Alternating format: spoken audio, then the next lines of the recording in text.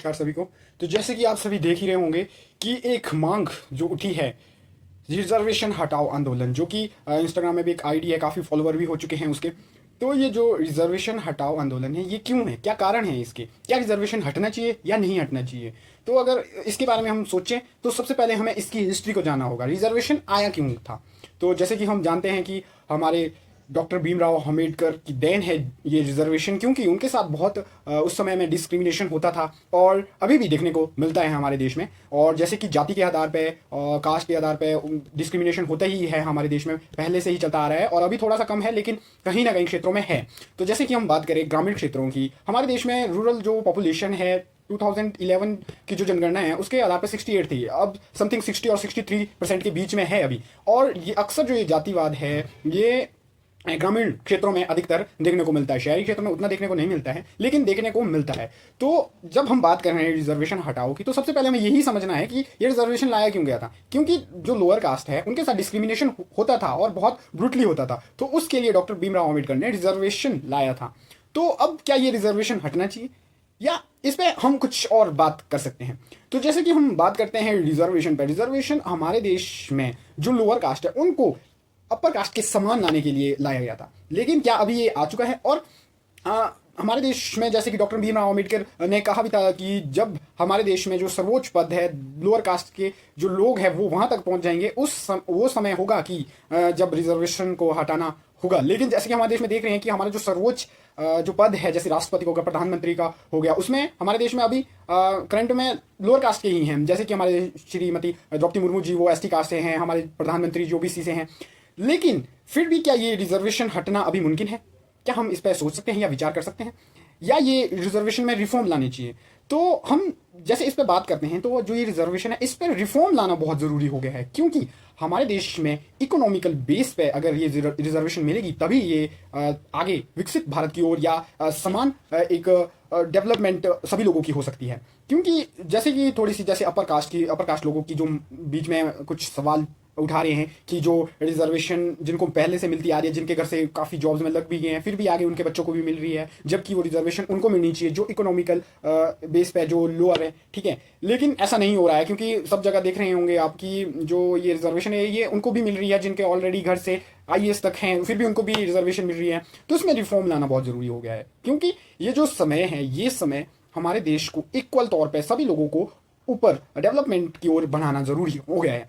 तो जब जैसे कि हम बात करते हैं रिजर्वेशन हमारे देश के डेवलपमेंट के लिए बहुत, उस समय जब ये लाई गई थी उस समय बहुत जरूरी थी, क्योंकि जो लोअर कास्ट लोग हैं उनके साथ बहुत ज़्यादा डिस्क्रिमिनेशन होता था। और जब मैं बात कर रहा हूँ ग्रामीण क्षेत्रों की, तो अभी भी हमारे देश में डिस्क्रिमिनेशन होता है, ग्रामीण क्षेत्रों में होता है। मैं हम पूरे देश में जितने भी ग्रामीण क्षेत्र है वहां पे डिस्क्रिमिनेशन होता है। तो जो ये रिजर्वेशन है, अगर ये जाति के उस समय जाति के आधार को ये जो ये खत्म करने के लिए लाई गई थी, तो जाति प्रथा अभी खत्म नहीं हुई है, तो रिजर्वेशन का हटना भी अभी मुमकिन नहीं है जिस हिसाब से अगर देखें तो। लेकिन अगर हम इकोनॉमिकल बेस पे देखें कि जो इकोनॉमिकल बेस पे लोअर लोग हैं जिनकी इनकम ईयरली समथिंग 4 लाख से कम है, उनको भी रिजर्वेशन मिलना चाहिए। तो जिसके लिए प्रावधान है ऑलरेडी, इकोनॉमिकल वीकर सेक्शन है, जनरल कास्ट के लिए है।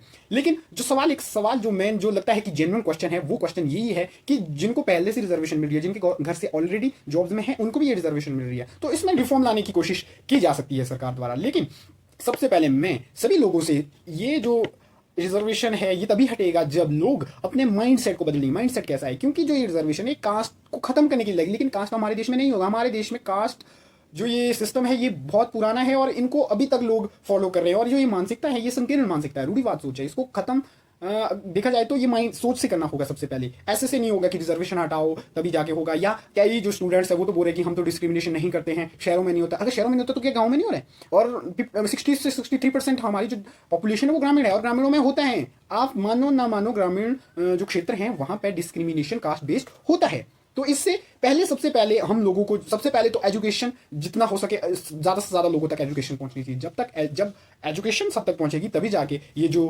कास्टिज्म है, ये जो रूढ़िवाद सोच है, यही खत्म होगी। जब ये सोच अपने आप ग्रामीण क्षेत्रों में खास करके खत्म हो जाएगी, उस समय अपने आप जो ये रिजर्वेशन है, कास्टिज्म है, खत्म हो जाएगा। लेकिन इसके लिए थोड़ा सा अभी समय है, अभी ये नहीं हो सकता है, क्योंकि अभी कास्टिज्म भी खत्म नहीं हो रहा है। तो जो ये कास्टिज्म और रिजर्वेशन है दोनों ये आपस में जुड़े हुए हैं।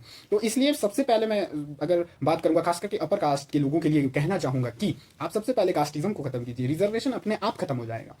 और बात करते हैं कि हम सरकार या हमारे देश के जो राजनेता उनसे क्या रिक्वेस्ट करना चाहिए, हम उनसे यही रिक्वेस्ट करना चाहेंगे कि हाँ, आप इसमें रिफॉर्म लाइए। रिफॉर्म लाना ज़रूरी हो गया है, क्योंकि इकोनॉमिकल बेस पे अगर अधिकतर रिजर्वेशन मिलेगी तब थोड़ा हमारे देश के सभी लोगों का विकास उचित मात्रा में हो सकता है। तो हम यही कहना चाहेंगे कि जो ये रिजर्वेशन ये होगा खत्म, इसका समय आएगा, लेकिन सबसे पहले हमें रूढ़िवाद सोच को खत्म करनी है। जब तक रूढ़िवाद सोच खत्म नहीं होगी तब तक ये कास्टिज्म नहीं खत्म होगा, और इसके आसपास ये जो रिजर्वेशन है ये भी खत्म नहीं होगा।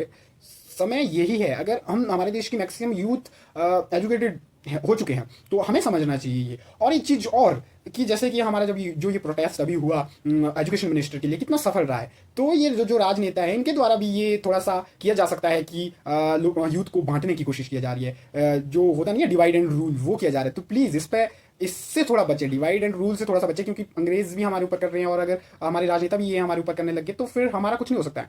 हमें इसको समझना होगा कि जो ये जातिवाद है ये होगा खत्म, होगा एक समय आएगा जब ये खुद खत्म होगा, लेकिन सबसे पहले हमें सोच बदलनी है।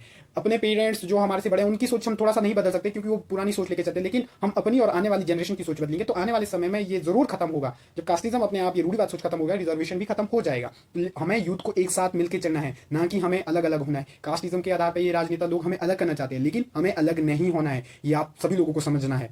तो मुझे लगता है कि हाँ, आप सभी ये समझ चुके होंगे कि ये जो रिजर्वेशन हटाओ जो आंदोलन है ये मुमकिन तभी होगा जब हमारी रूढ़िवाद सोच खत्म हो जाएगी। और हम ये मांग भी, मतलब सभी यूथ को ये मांग करनी चाहिए कि हाँ, इस पर रिफॉर्म लाई जानी चाहिए, इकोनॉमिकल बेस पे रिजर्वेशन मिलना चाहिए।